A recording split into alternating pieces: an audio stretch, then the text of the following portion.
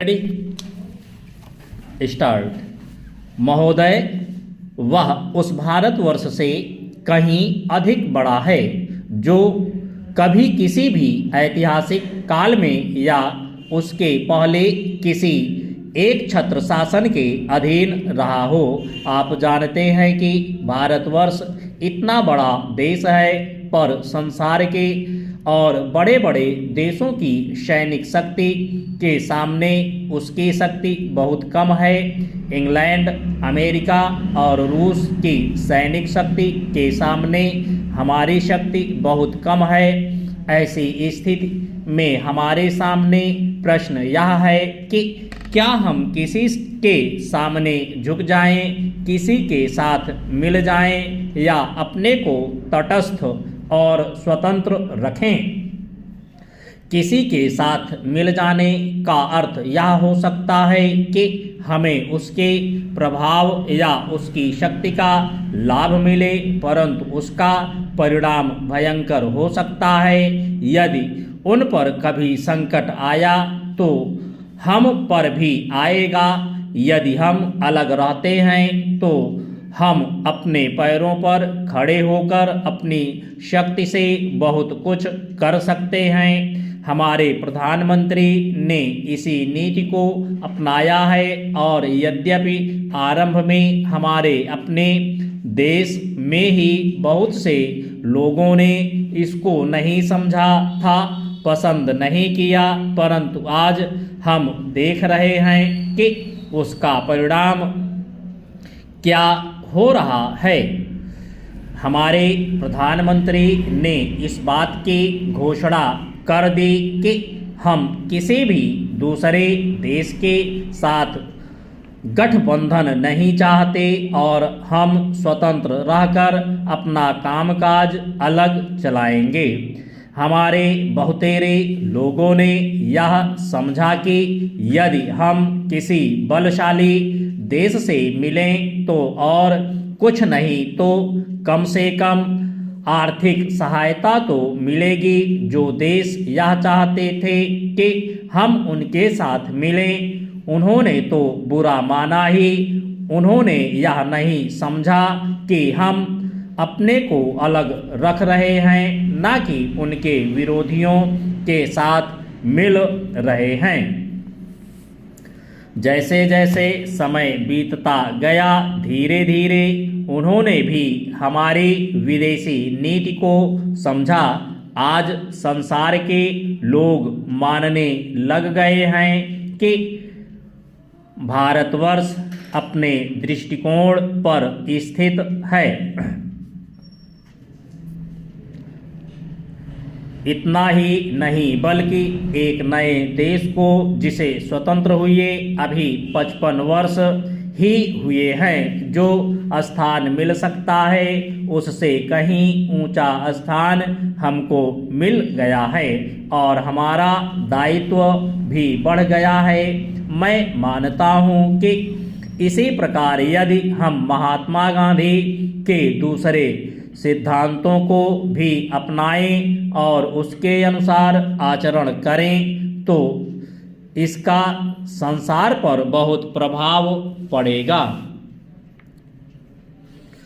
महोदय, जैसा कि माननीय सदस्य जानते हैं, कल दूसरे सदन में इसी तरह की बहस थी। मुझे वहाँ भी कुछ देर बैठना पड़ा। इसका कारण यहाँ जो भाषण हुए उन सब को मैं सुन नहीं सकी। मुझे सुनकर दुख है कि कुछ माननीय सदस्यों ने इस अवसर पर भी हमारे विदेश विभाग को बुरा भला कहा।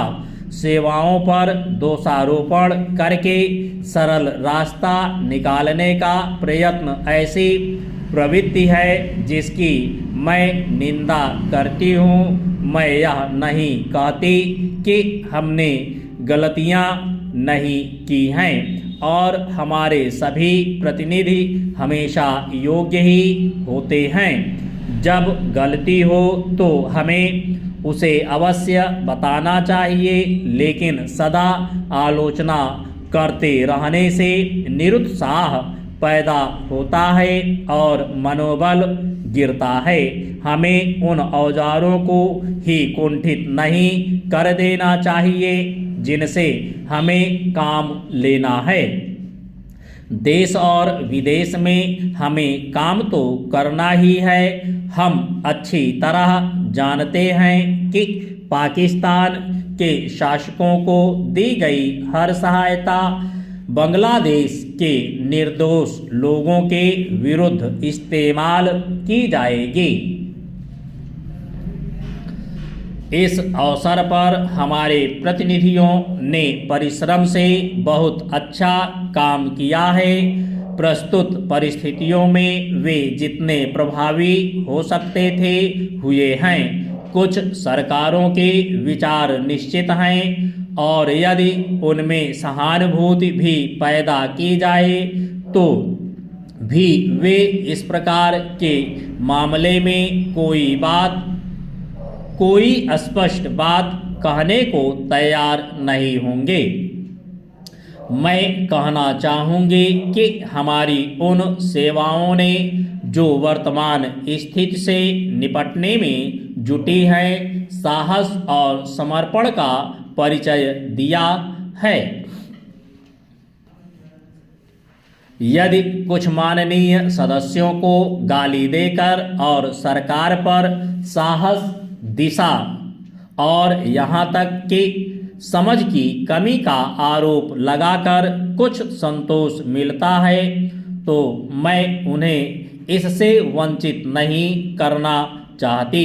कुछ सदस्यों के लिए हिम्मत का अर्थ गले की ताकत और भावुकता की भाषा है। काश कि जिंदगी इतनी ही सरल होती। इस सरकार में बहुत से दोष हो सकते हैं लेकिन उसमें साहस की कमी नहीं है, ना ही यह आवश्यकता के अनुसार जोखिम उठाने से डरती है। जैसा मैं बहुत बार कह चुकी हूँ, हम इस स्थिति या किसी भी स्थिति के केवल कानूनी पहलू की चिंता नहीं करते। हम चिंता करते हैं केवल एक ही बात की और वह है हमारे राष्ट्रहित सुरक्षा और स्वाभाविक रूप से बांग्लादेश के बहादुर लोगों की सुरक्षा। इसी कारण से शांति से काम करने का महत्व है।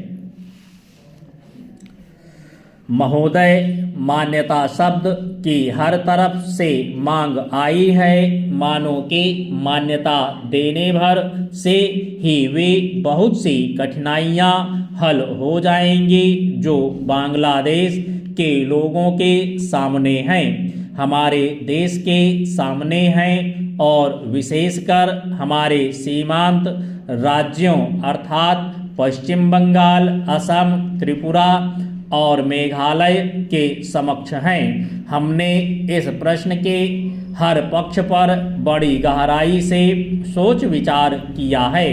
जैसा कि मेरे साथी ने बताया है, इसकी हम निरंतर समीक्षा करते रहते हैं। हम इसकी प्रतीक्षा नहीं करते कि दूसरे देश इस विषय में क्या करते हैं।